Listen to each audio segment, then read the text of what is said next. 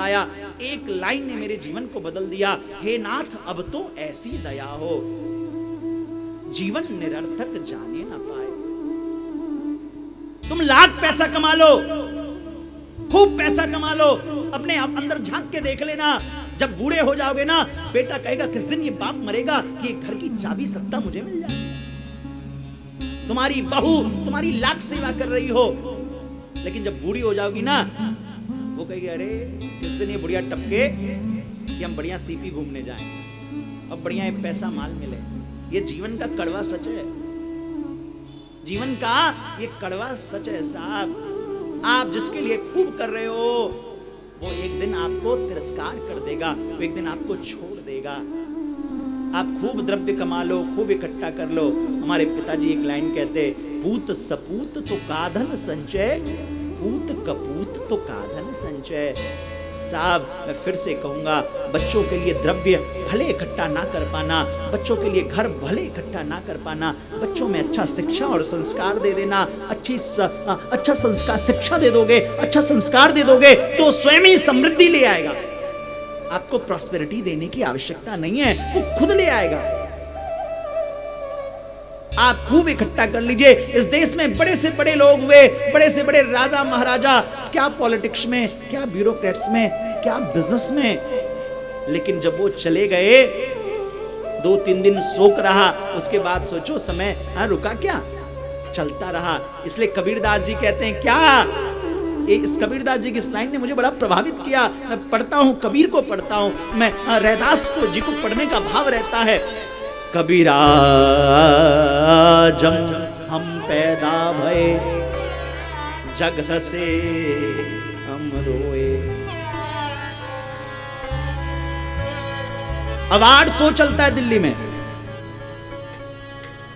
One of the best जो salesman रहता है उसको बुला के सम्मान किया जाता है, और वो व्यक्ति खुशी से झूम उठता है, लेकिन उसको पता नहीं, अरे पागल ये सम्मान इसलिए हो रहा है बेटा क्योंकि तू पैसा कमा के दे रहा है।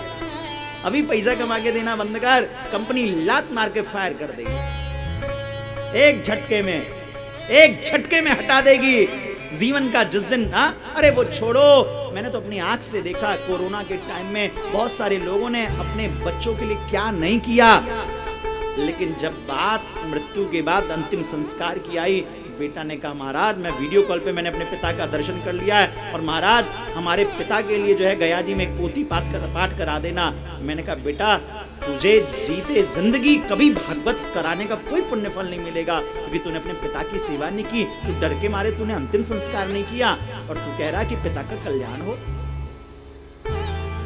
कबीरा जब हम पैदा हुए, जग हसे हम रोए, ऐसी करनी कर चलो।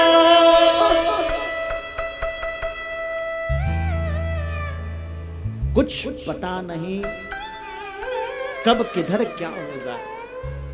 आज अभी हम 7:15 को कथा कर रहे हैं, 7:20 को कथा कह पाएंगे नहीं कह पाएंगे कोई पता नहीं, कब वाणी रूठ जाए, कब क्या हो जाए, कब कहाँ क्या हो जाए, कुछ पता नहीं है। इसलिए हर पल को जिए, हर पल को श्री ठाकुर जी के श्री चरणों में लगा दें, क्योंकि जो ठाकुर का हो जाता है उसको दुनिया अपना लेती है, लेकिन ठाकुर का कौन होता है पता है? ठाकुर का होने का एक कंडीशन है। बहुत आदमी ठाकुर जी के आगे जाके प्रणाम करते हैं, नमन करते हैं, लेकिन वो ठाकुर जी के होते नहीं है। क्यों नहीं होते हैं? क्योंकि वो ठाकुर जी के पास वृंदावन में या खाटू श्याम जी में लोभ से जाते हैं। हे भगवान हमारी फैक्ट्री चल पड़े, हे भगवान हमारा ब्याह हो जाए, हे भगवान हमारी छोरी को जे है जाए, वो हो जाए, वो हो जाए, लोभ से जाते हैं। लेकिन एक दूसरी कैटेगरी भी है जो वृंदावन में, बरसाने में, काशी में गई पड़ी है। वो कौन है? बोले वो ठाकुर का कौन होता है? बोले जो दुनिया से ठुकरा दिया जाता है वही ठाकुर जी का हो जाता है। और आप में से बहुत सारे लोग हो जो अपने परिवार में, घरों में, समाज से ठुकराए हुए हो, लेकिन फिर भी अपनी इज्जत के मारे भय के मारे किसी से कह नहीं रहे हो, अंदर ही अंदर दुखी हो, ऊपर से झूठी मुस्कान लिए बैठे हो।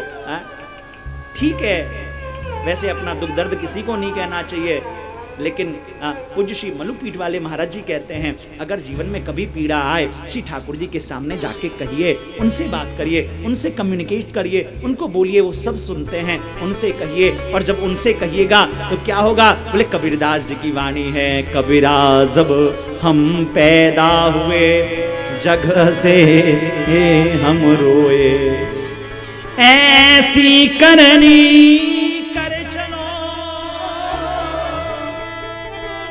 हम हंसे जगरो।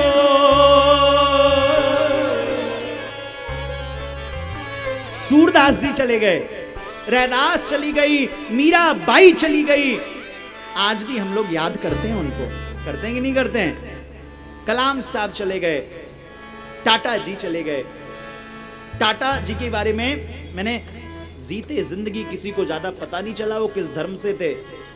व्यक्तित्व ऐसा हो कि पता ना चले आप कहां किस जगह से हो, लेकिन जब आप जाओ तो पूरी दुनिया आपको नमन करे। ऐसा ही जीवन सज्जनों होना चाहिए।